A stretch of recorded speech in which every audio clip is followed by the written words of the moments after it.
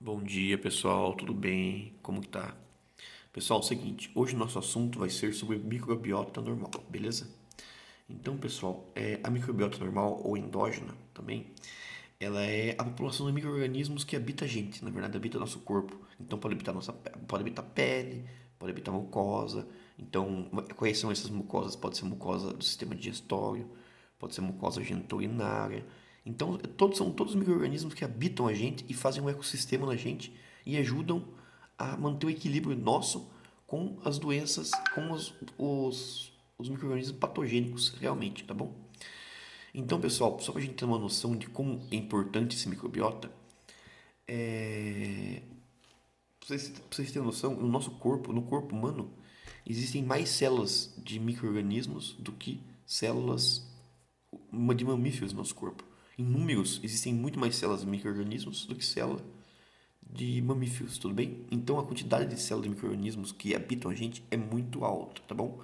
Então, como tem informação no slide aqui, pra gente ter uma noção disso, só 3% dos micro-organismos são patogênicos. Os outros 97% eles são benéficos pra gente ou são indiferentes, tudo bem? Então só 3% causam doenças. A grande maioria deles são de extrema importância pra gente, tá bom? A quantidade e qualidade desses micro-organismos, onde que eles habitam, tá bom? E como que é a quantidade e qualidade desses micro-organismos, eles variam de acordo com a região anatômica, tá bom? A idade e o sexo do hospedeiro. E a flora, pessoal, também, que na verdade a flora ele é um termo usado antigamente, né? Atualmente a gente usa microbiota. Por que flora a gente usava antigamente? Porque antigamente, até a gente conseguir localizar as bactérias como sendo um grupo à parte, a gente achava que as bactérias faziam parte do grupo das plantas, tá bom? Então acabou que ficou flora. Até hoje a gente carrega esse termo flora com a gente, tá bom? Então ele é um mecanismo de defesa do hospedeiro contra infecções, por quê? Porque essa microbiota em equilíbrio com o nosso corpo, ela impede o crescimento de bactérias patogênicas ou de outros patógenos, tá bom? E ele também é uma fonte de micro-organismos patógenos. Por quê? Porque no lugar que o micro-organismo está, na flora dele normal, ele é excelente porque ele protege a região. Mas se ele sair daquela região e for para outra, ele pode promover alguma doença. O caso da Escherichia coli, que vive no intestino nosso, e ali ela é importante no microbiota intestinal nosso, como vocês vão ver no texto que eu estou mandando para vocês. Só que quando ela vai para o sistema genito-urinário, ela é a maior causadora de infecções urinárias, entendeu? Então, no intestino, tudo bem, ela é uma bactéria benéfica, porque ela faz parte do nossa microbiota do intestinal. Só que quando ela está no sistema genito-urinário, ela causa uma doença que é a infecção urinária, tudo bem? Pessoal, o local e a origem da flora intestinal, da flora normal, onde que tem flora normal tanto? Nos olhos, na boca, na orelha, nos seios também, em algumas pessoas tem nos seios, a pele, no intestino, na região anal, na região geniturinária, tudo bem? Então essas são as regiões onde os locais que tem a flora intestinal, a flora normal nossa. E qual que é a origem da nossa flora? Pessoal, a origem da nossa flora é assim que a gente nasce, tá bom? Porque enquanto a gente está no útero da mãe, nós somos seres estéreis, não tem presença nenhuma de bacteriana ali. Só que antes do parto, as bactérias vaginais, os bacilos acidófilos vaginais, eles começam a se reproduzir muito e aumentam muito de volume antes do parto. Aí durante o parto normal, quando o bebê passa pela vagina, ele carrega esse microbiota da flora vaginal da mulher, esses lactobacilos. Então esses lactobacilos vão entrar pelo sistema digestório do bebê e vão parar no intestino.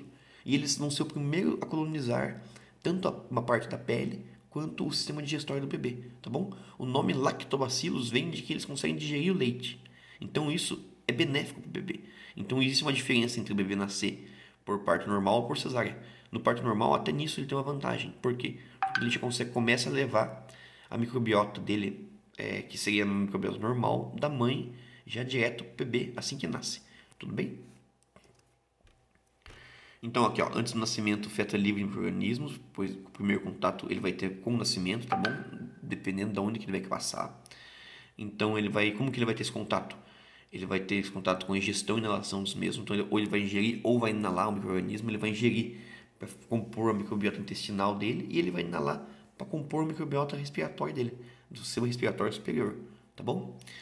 É, E ele ainda, pessoal, ele vai ter muito, o micro-organismo dele vai ter muito a ver com o microbiota normal dele, tem muito a ver também com o ambiente que ele se desenvolve, tá bom? Então, às vezes, a gente tem alguma microbiota nossa que é porque a gente vive na nossa casa. Então, a gente vai tentar manter um ecossistema relativo ao meio em que a gente vive, tá bom? Então, a flora microbiana depende de fatores como quantidade de nutrientes, quantidade de tipo de nutrientes, dieta. Então, se você, dependendo dos nutrientes que você come, influencia no teu crescimento de micro-organismos. Então, existem pesquisas que falam que o consumo de aspartames, de adoçantes, eles alteram o microbiota intestinal, tá bom? Então, práticas higiênicas, excesso de prática higiênica na microbiota na região vaginal, ele é importante para remover a microbiota vaginal e permitir que cresçam alguma bactéria patogênica ou que promova o aparecimento de alguma vaginite, tá bom? Então, o pH também é importante para o crescimento da microbiota. Então, na vagina, o pH é extremamente importante porque o pH de 4 é o pH necessário para a vagina, que é um pH levemente ácido. Só que quando o pH sobe acima de 4, ele começa a selecionar ele começa a matar as bactérias que são acidófilas e começa a crescer, permitir um ambiente que cresça leveduras, por exemplo. Então pode crescer cândida ali. Então, pessoal, o pH é de extrema importância para manter a flora normal. Tudo bem? Também potencial de oxirredução, se tem muito oxigênio livre ou não, tá bom? Então, no intestino que tem pouco oxigênio, isso influencia no crescimento de alguns micro-organismos, tá bom? E também afinidade por tipos específicos de células. Por exemplo, tem alguns micro-organismos que eles conseguem se ligar apenas em um tipo de célula. Então, eles conseguem crescer apenas naquela região. Tudo bem? Por exemplo, na microbiota oral, tem alguns micro-organismos que crescem ancorados no dente. Então, ele é específico para crescer naquela região. Ele consegue se ligar. Ele tem afinidade pelos dentes. Tudo bem? Pessoal, qual que é o benefício da microbiota endógena, que é a microbiota normal nossa? Eles previnem diversas infecções, tá bom?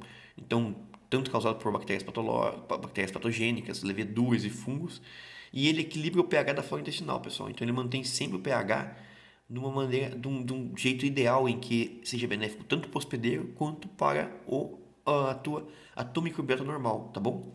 E eles também combatem infecções devido à produção de bacteriocinas, tá bom?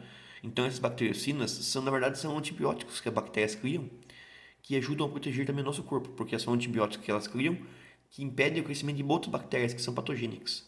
Tudo bem? O nome delas são as bacteriocinas. Vocês vão ver isso no texto também com mais detalhes, tudo bem? E eles também melhoram o processo de digestão, pessoal. Eles produzem enzimas responsáveis que degradam alguns nutrientes, então a gente consegue absorver alguns nutrientes se tiver nossa flora microbiana normal, intestinal, tudo bem? E ele também auxilia na absorção desses nutrientes. Beleza, pessoal? Eles também são importantes pois eles eliminam toxinas, então eles conseguem metabolizar algumas toxinas no intestino e conseguem eliminar as toxinas. Como a microbiota da pele melhora o aspecto da pele também, tudo bem? Ele estimula o sistema imunológico, então ela mantém o sistema imunológico sempre ativo, beleza? Eles têm algumas bactérias, como a Escherichia coli também, que ela é extremamente importante para o complexo B e a vitamina K, que ela consegue produzir vitamina K e vitaminas do complexo B no intestino, então ajuda muito, ela fornece vitaminas para a gente absorver. Tudo bem? E também tem bactéria também, as bactérias também, a nossa microbiota normal, intestinal, ela ajuda também na redução da absorção do colesterol, porque as bactérias intestinais, elas também podem metabolizar esse colesterol. Beleza? Pessoal, então nós temos a microbiota residente, que são os micro-organismos fixos que vivem no corpo da gente, tá bom? Então eles são encontrados em um dado local, em determinada idade. Então às vezes a nossa idade pode ir mudando e pode mudando o nosso microbiota, nossa flora normal, nosso microbiota normal, tudo bem? Então conforme ela tiver alteração da idade, ela pode também ir alterando conforme a idade for andando, tá bom? Mas o nome dessa flora residente, dessa microbiota residente, é a chamada microbiota normal, tudo bem?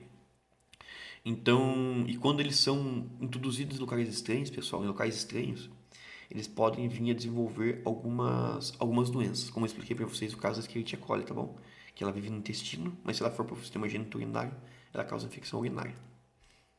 E nós também temos, pessoal, a microbiota transitória, pessoal, que são micro-organismos que não são patogênicos, ou eles podem ser até potencialmente patogênicos, pessoal. Mas eles colonizam o hospedeiro temporariamente, tá bom? Então vamos dizer assim, vamos dizer que vocês vão para uma outra casa e ficam um tempo numa outra casa. Vocês vão ter uma microbiota transitória daquela casa que vocês estão, entendeu?